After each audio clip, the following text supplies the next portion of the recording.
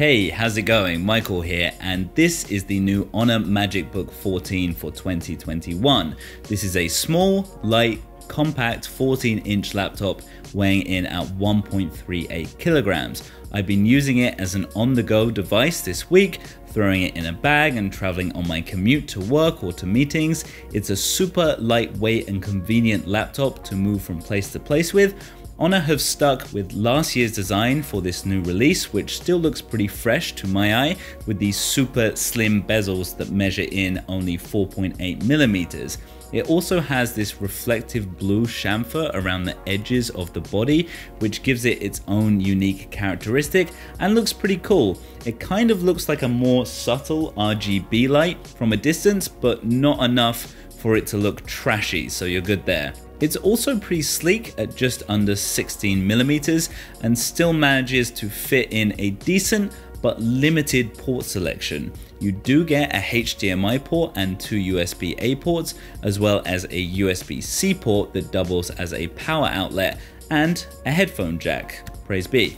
The USB-C port does not support display video out, which is unfortunate, and because there is only one port that doubles as a power outlet, that could cause problems if you're working with any accessories, which happened to me once or twice this week. This selection though, I think will be fine for most people. It's just a shame about the utility of those two ports.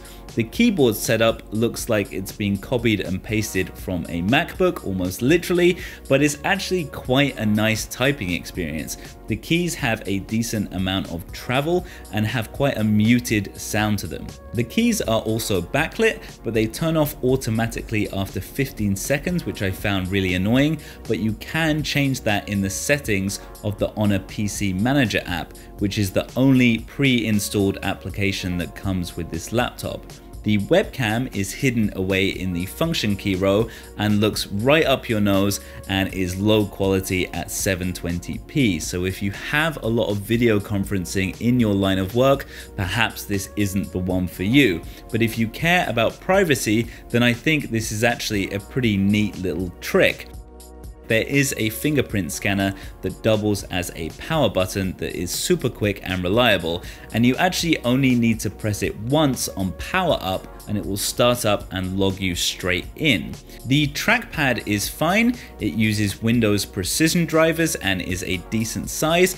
I don't think it feels that great when touching it. You don't really glide across it smoothly all the time, and the click does feel a little cheap and plasticky in my opinion. And honestly, I've been using my mouse whenever I can because this just feels a little meh.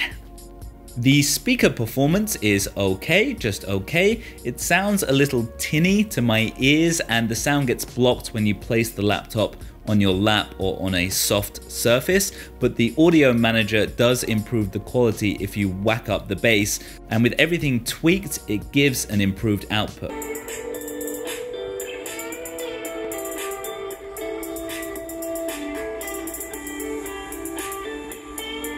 Okay, so now we get to my favorite part of this laptop, which is the screen.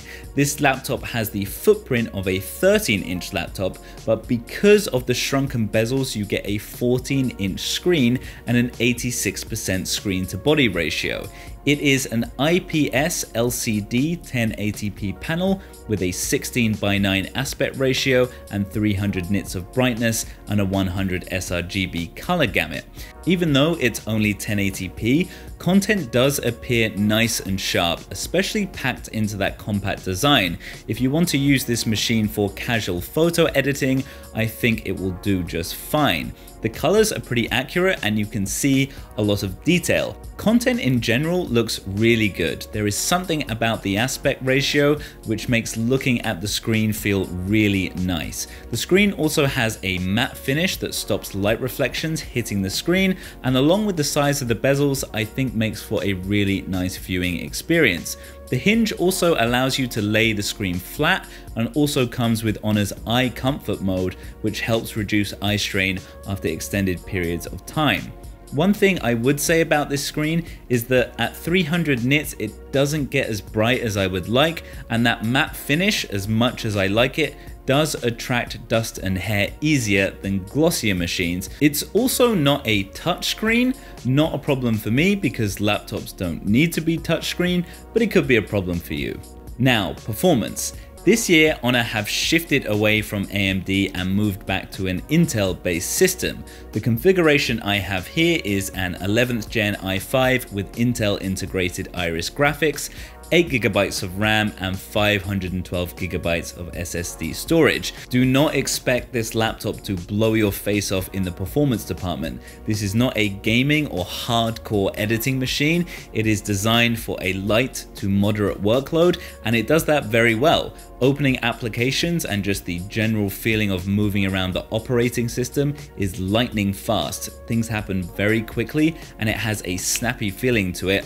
If you want to use this machine for casual photo editing in Lightroom and Photoshop, you can do that all okay, and it has enough juice for video editing. You can even get away with editing 4K footage in a fairly smooth manner, although if you keep adding a ton of effects and layers, it's obviously going to slow down. But for most users, this will be plenty enough power. You can get away with light gaming, and I do mean light gaming. The integrated graphics aren't going to provide a wealth of potential. CSGO got up to around 24 frames per second on the lowest settings, which really isn't that playable.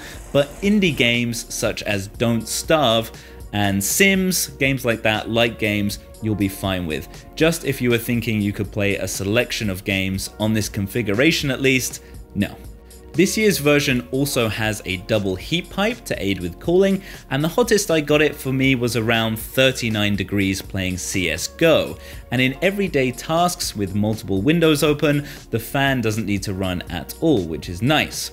Battery life has been decent, around 9 hours with general usage, using Office, Word, PowerPoint, along with internet browsing and the screen set at medium brightness.